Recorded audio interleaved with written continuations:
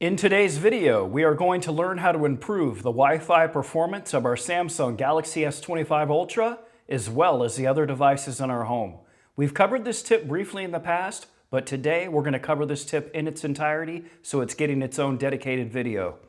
Swipe down, let's go into our settings, and then we want to go into connections. Once you're in connections, let's go into Wi-Fi. And then let's go ahead and clear out this message, and you want to tap on the three-dot menu and go into Intelligent Wi-Fi.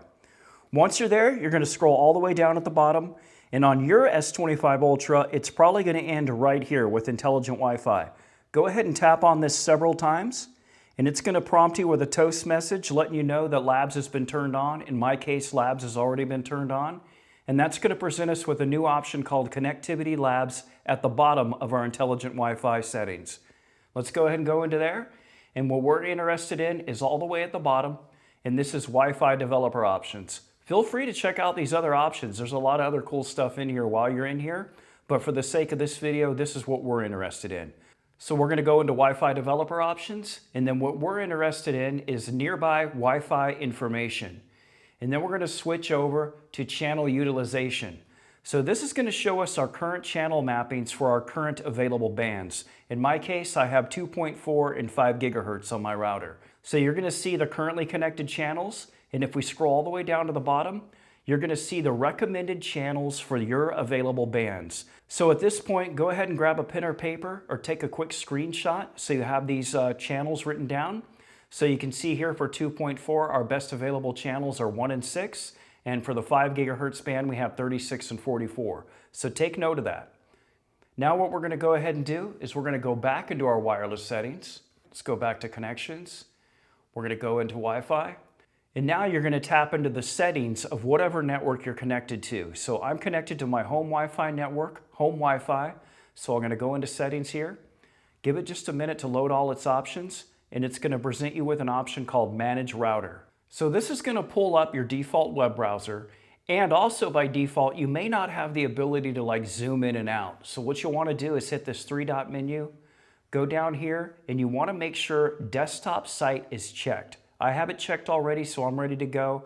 If you don't have it checked, you're not going to be able to zoom in and out on that text, and it's going to be really hard to read. So once you have that, you should be able to zoom into your screen. All right, so here it's asking us for our username and password. So I have Xfinity, and the default username and password is going to be admin, all lowercase, and for the password, it's password, all lowercase. And the first time you do this, it's going to prompt you to change your password. Now your default username and password for your router may be different. Please check your documentation and also check the bottom of your router for the password. Oftentimes they will put it on a label at the bottom. So you're going to go ahead and get into your Wi-Fi router. So I'm going to go ahead and put in my credentials. All right, now with those entered, I'm going to go ahead and tap login. Let's give it just a moment. All right, so it presents us with a whole bunch of information, and the default is to show my information at a glance. So I'm going to go ahead and zoom in a little bit. We're going to come over to the left side, and you'll look for similar settings on your wireless router as well. And what we're looking for now is connections. All right, and what we're really interested in is Wi-Fi. So once we have that selected, it's going to open up some more options. Let me go ahead and zoom in because it does look kind of goofy on a phone, but it is nice we can manage it all in one spot. So up here at the top, we're going to see private Wi-Fi network, and you're going to see our different bands that I have available, 2.4, 5, and 6. And I have the option to edit each one of these. So let's go ahead and edit the 2.4 gigahertz. Give it just a moment to load. All right, so it's going to give us some more options, and the one that we are interested in is a channel selection. So if you recall, previously we jotted down our channels for 2.4 and 5 gigahertz. So the preferred channels in my home network are 1 and 6. So my particular router, and a lot of newer routers have this, is automatic channel selection.